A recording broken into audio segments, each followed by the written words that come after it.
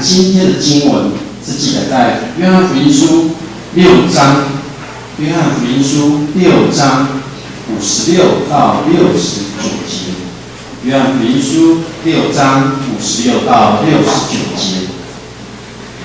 来，请把你的圣经翻开，我们要一起来读上帝的话语。约翰福音书6章56到69节。来，如果你翻到了，请你抬头看我，就知道你翻到了。约翰福音书6章56到69节。好，我们男生呢来读双数节，女生呢来读单数节。男生读双数节，所以男生先开始。来，请。吃我肉、喝我血的人，常在我里面，我也常在他里面。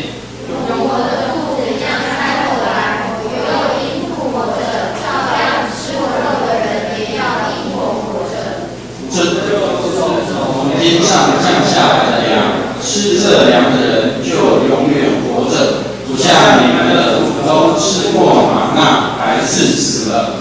这些话是耶稣在加百农会堂里教训人说的。他们门徒中，就说这话甚难，谁能听呢？耶稣心里知道我们不会对话议论，就对他们说：这话是叫你们验心吗？打破你们看见人子升到他原来所在之处，怎样呢？叫人活着的乃是灵，肉体是无益的。我对你们所说的话就是灵，就是生命。只是你们中间有不信的人，耶稣从起头就知道谁不信他，谁要来卖他。耶稣又说：所以我对你们说过，若不是蒙我父的儿子，没有人能到我这里来。从此，他们途中有许多退去的，不再和他同行。耶稣就对那12个门徒说：你们也要去吗？西门彼得回答说：主啊，你有永生之道，我们还归从谁呢？我们已经信了，又知道你是神的圣者。好，我们再把69节一起重新开口再读一次，来，请。我们已经信了，又知道你是神的圣者。上帝的话语，愿都在我们每个人的心中能够生根，能够帮助我们。我们一起同心来祷告。亲爱的天父上帝，我们感谢你，再一次让我们在周六的时候能够有聚集在你面前敬拜赞美你。求你的圣灵与我们同在，愿你的话语成为我们的帮助。我们要将整个礼拜交在你手中，求主你亲自带领，让你的话语成为我们生命的亮光，生命的帮助。祷告奉靠主耶稣基督的名，阿门。各位平安。平安。你有没有什么最喜欢的诗歌，或者说有什么歌曲是你最喜欢的？我想在整个暑假中间，我们会接触到许多的歌。我知道少年之家最近做了一首歌，我也很喜欢。下次有机会，我们请张导来为我们再唱一次，来让大家知道，在你的生命中，其实在你不同的阶段，你常会有很喜欢的音乐。那个音乐或是那个诗歌，为什么你那么喜欢？还是说，曾经在你从小到大有一句话去影响了你，改变了你的生命？这句话可能是一个你的同学告诉你的，可能是来自于你的父母，可能是来自于一本书籍，但是这句话却现在在深深的影响着你。还是说，你有听到哪些话是你觉得很难以接受的？听到这句话，我就觉得很不舒服，我就很难接受。或者我听了这句话，我看到了这个文字，我不明白它里面到底是什么意思。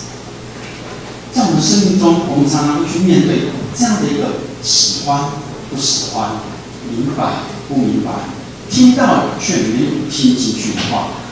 我们常常都会有父母亲、师长讲的话，我们常常都会有听没有到。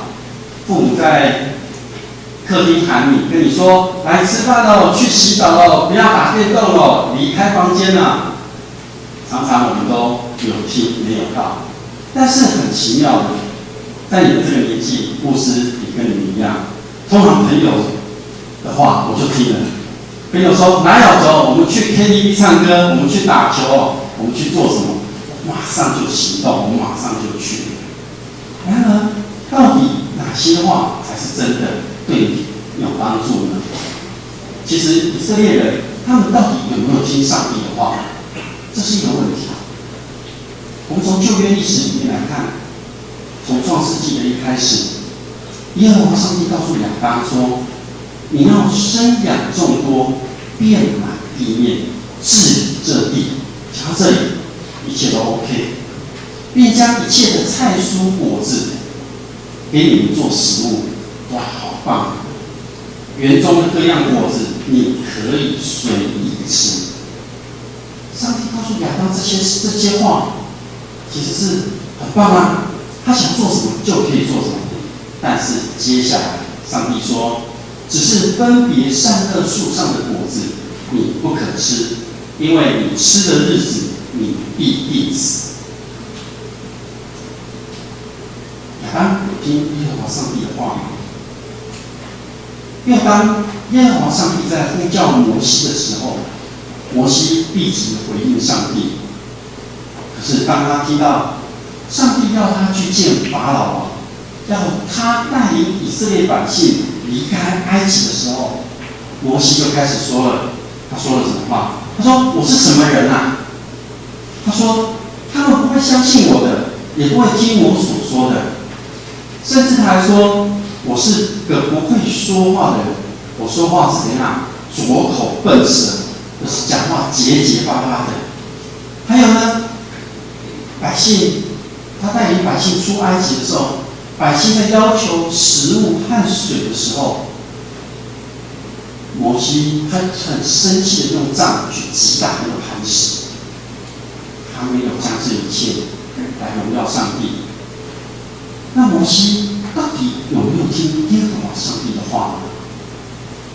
或者是说，当耶和华上帝在西乃山上颁布十诫的时候，在山底下的百姓，他们都看见了，他们都听见了那个打雷、闪电、号角声，还有山上冒着烟，他们都很害怕，都站在那边。他跟摩西说：“求你和我们说话，我们一定听。”但是耶和华上帝所吩咐的十诫的第一句话说：“除了我以外，你不可有别的神，不可为自己雕刻偶像。”以色列百姓有遵守吗？当大卫他即将离世的时候，他将过世的时候，他吩咐他的所罗门王，他这样讲说：“你要遵守耶和华上帝的吩咐，照着摩西律法上所写，行主的道，谨守他的律例、诫命、典章、法度。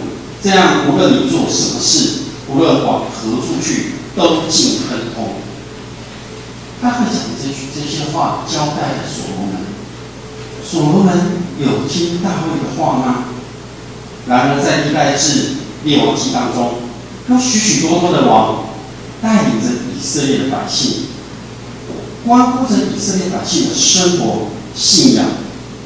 然而，上帝透过许许多多的先知，一次又一次的将上帝他爱百姓的这样的一个心意呢，展现给他们知道。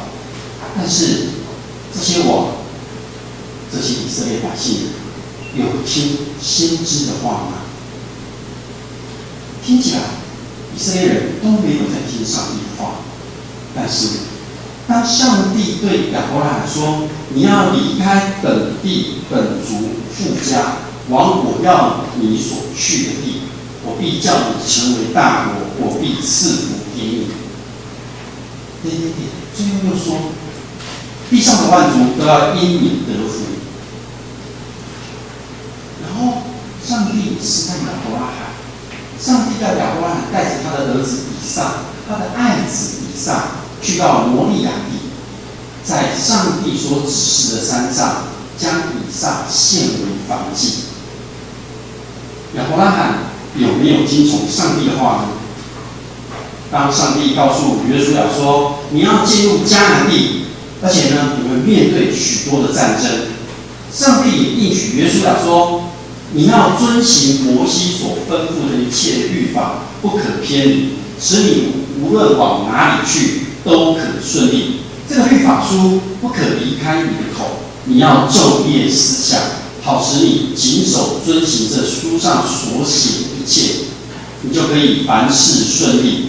你当刚强壮胆，不要惧怕，也不要惊慌，因为你无论往哪里去，耶和华的神就必与你同在。”讲完之后，约书亚有没有听上帝的话呢？以色列百姓过去的历史可以给我们成为一个参考，可以成为我们生命中去检视我们到底有没有听上帝的话呢？那我们在座的每位弟兄姐妹，我们有没有听见上帝的话呢？其实，在牧师还未认识上帝之前，也就是我们现在身处的这样的一个学习环境，我们从小就接受一些观念，例如说人定胜天，成功你要功成名就，你要衣锦还乡，你要有钱有势等等，你一定要做出一番事业出来，来怎样光宗耀祖。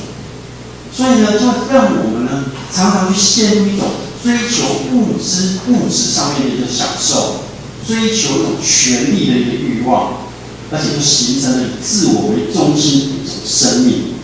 在这样的观念下，我们的社会价值观已经成为了一个以自我为优先、一个以利益为导向的一个社会价值观。不是我在学校毕业之后，我一样的在出社会就业的这个过程里面，我一样也有在追求金钱的这个过程。但是在追求金钱的这个过程里面，我同时也失去了生活的一个品质，陷入了一种恶性循环。怎么说呢？我之前做业务，但是业务一个很迷人的一个特质，在我当时，我做的是汽车业务。那当时是一个卖方的市场，比如说你要跟我买车，不是你说你要什么我就卖给你，而是我说我要给你什么，跟现在刚好相反。所以我可以很强势的赚了很多的钱，但是相对的，我必须付出更多的东西。这些东西呢，必须牺牲掉自己的时间。这个时间不单单只是白天，而且还有晚上。有时候为了跟一个所谓的大企业，为了跟他有很好的一个购买的一个过程，他可能买了10台车。在牧师卖车的经验里面，有卖最多的一次的车是10台车。那跟公司客户谈这个生意，谈这个 case， 我必须牺牲掉我晚上的时间，然后陷入在一种追求我要这个 case 里面，因为这个 case 可以让我赚大钱。然后我赚这个钱是全部吗？没有，我必须在城市当中去做交际应酬。在这交际应酬当中，我就必须有所谓的喝酒，必须要所谓的熬夜，必须要涉入一些我所谓的不正当的场所里面。这样的一个恶性循环里面，使人的价值开始扭曲。因为我们要追求的是功成名就，我要追求的是年薪100万，我要追求的是以钱为导向。但是这个过程里面就迷失了自己。那我们到底在有没有听到上帝这些话的时候呢？其实我们在座的每位，你们都非常的幸福，因为你们已经在这个时候、这个时代，你们就已经遇见了神，你们就已经听到了上帝的一个话语。牧师从小好像没有听到上帝的话语。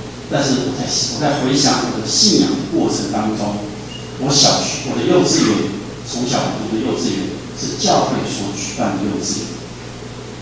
我在想，在那个时候，我虽然现在没有记忆了，但我想那个时候应该有些上帝的话语我有听过。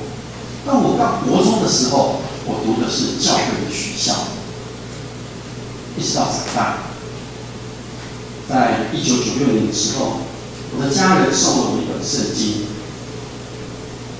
第一次拿到伸手看到上帝的话语。这本圣经呢，就是现在牧师手上的这一本。它前面有一页，它是劝你一句话说：“敬畏耶和华是智慧的开端。”当时并不明白，不知道这一句话的意思。在后面有我家人的提示说：“愿神的话语伴随你一生，使你及你的家人都蒙恩惠。”在那个时候，我虽然听到了上帝的话语，但是我却不明白。有听没有到，有看没有进去。圣经更是打开来，完全都看不懂。在体验里面，我稍微讲一下，我那时候一打开，随便打开，没人告诉我要怎么样做，我就随便打开。打开的那卷书是利未记，哇，超级难懂，看了老半天，还把它关起来，就放在桌上，摆了很久很久。经过了一段时间之后，上帝的带领，我才开始继续学习来读上帝的这个话语，学习来聆听上帝的话语，学习去寻求上帝的旨意。到如今，我仍然还在学习。各位弟兄姐妹，各位同学，你们知道上帝的话吗？你们真的明白上帝在你生命中的旨意吗？其实门徒也在这样的过程当中。门徒他们有没有听懂上帝的话呢？他们有没有听懂耶稣在教导他们的这些话呢？耶稣在行了许多医治的神迹之后，就有很多人来跟随着他。到了有一天，在吃饭的时间，耶稣就问门徒说：“我们要从哪里去买饼来喂饱这些人呢？”那时候，他的门徒安德烈就回答他说：“我们只有5个大麦饼。2条鱼。”耶稣拿过来，祝谢之后分给大家吃，怎样？还有剩。在众人吃完之后，耶稣与门徒就悄悄地离开，往迦百农去。这群人忽然看不见耶稣，他们就去找耶稣，找他们的门徒，到底在哪里？找到了之后，跟耶稣有一些对话。耶稣那个时候知道。他很清楚的知道，这些人他们在想的是什么？这些人在想的仍然是这种属世上的物质上的需要，所以耶稣就告诉他们说：“我就是生命的粮，到我这里来的必定不饿，信我的必定不渴。”是告诉众人不要只想着以物质来满足肉体上的需要，而是要领受人生命中那种最深层内在的需要。而这个需要是从天上来的。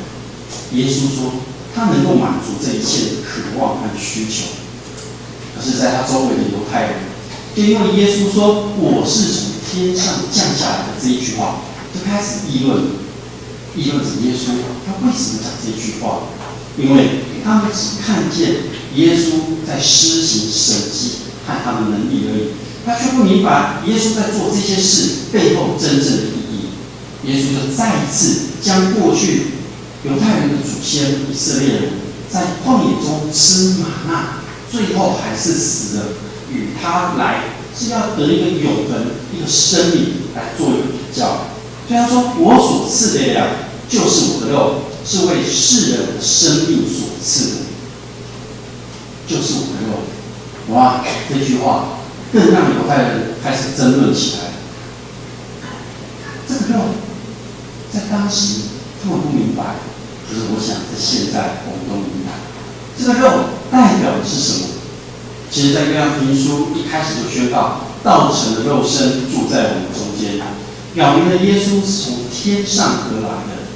唯有透过耶稣，我们人才能得到生命的需要，并被满足。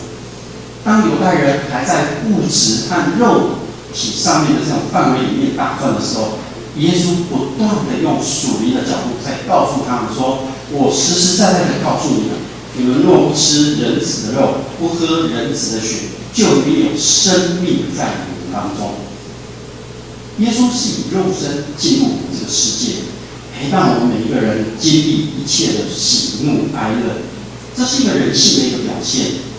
然而，说这个血更是表明了我们人的生命与上帝的连接，而有了一个新的生命。讲完这段话，跟随他的门徒就说：“这些话很难呢，谁能听啊？”我想，如果在当时，我也可能听不懂。真的很难吗？其实这个难，在原文的意思里面是很粗野的、很讨厌的，并不是那种无法去明白、无法了解的那种难。它这个难的意思是让人家去觉得不舒服、不喜欢。所以当门徒听见耶稣说吃他的肉、喝他的血的时候，完全是用物质的一个眼光、属世的眼光来看待。他们并不明白耶稣所说的，所以耶稣就再一次说：“叫人活着的是灵，肉体是无益的。我对你们所说的话就是灵，就是生命。”门徒明白了吗？他们还是不明白。他们不能透过他们看见耶稣所做的这些事情，他们听到耶稣所说的这些话，去明白天父上帝其实要透过耶稣使人来信，而且得到永生的意义。所以这些门徒不明白，就有人离开了，好，请问我们真的明白耶稣所说的这段话吗？我们是否也像当时的犹太人门徒一样，我们的眼睛只有看见物质上面的一切的好处呢？我们的心思意念只停留在所谓的文字或外表上面呢？其实耶稣很用心的在引导我们人到正确的方向。不过因为我们人的不相信，就无法跟着耶稣走。过去我们会用自己的思想、意念、利益为最优先的考量，那是在过去的时候。但是如今，我们每个人手上都可以拿着一本圣经，我们都可以直接读上帝的话语，明白看见耶稣的教导。但是我们是否真正的去了解整个圣经里面的这些话语的意思吗？也就是说，在某种环境底下，你可能遇到了一个困难，你会把这些经文来做片段的截取，只为了对自己有帮助，甚至你会用上帝的话来做背书、断章取义，为了要满足自己这样的一个需要。耶稣告诉我们，他是上帝的生命从天而降下来的，没有人不可以不接纳他，因为要是在这个世上你要活得有意义，在将来你要进入永生。这个是一个真理，整本圣经都是上帝要向我们说明这个不变永恒的真理。也有人会说：“我信耶稣啊，我信基督啊。”可是他却没有去了解上帝的话语里面的奥秘，他没有去追求属灵里面的一个成长，他只停留在属世的一个眼光。其实我们人真的不能完全的去明白了解上帝。上帝是个奥秘，但是任何一个诚实而且有思想的人，我们都要承认有上帝这个奥秘的一个存在。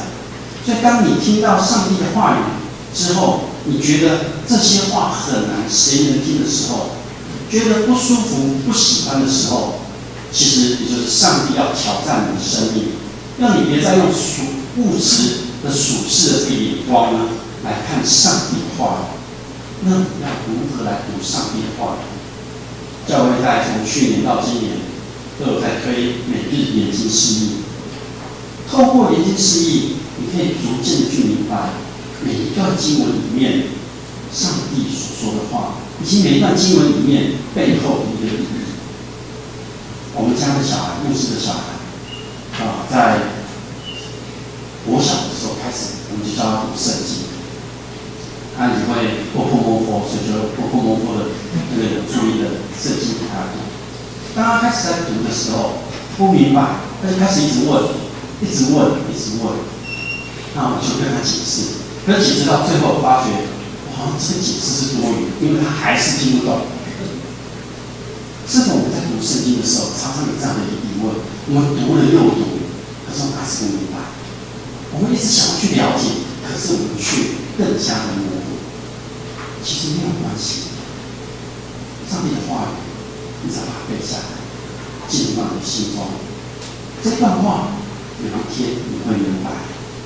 各位弟兄姐妹，过去我们还未真正的明白上帝的话语，我们的生命只是用知觉、用情感、用意念的方式在生活着，这个就是属于肉体的一个生命。这样的一个肉体生命，我们只知道去安排肉体上的需要。我早餐要吃什么？我晚餐要吃什么？我今天要做哪些事？我今天要跟谁在一起？我今天要什么？等等一些琐碎的事情，都是只为肉体和欲望的一种忧虑而已。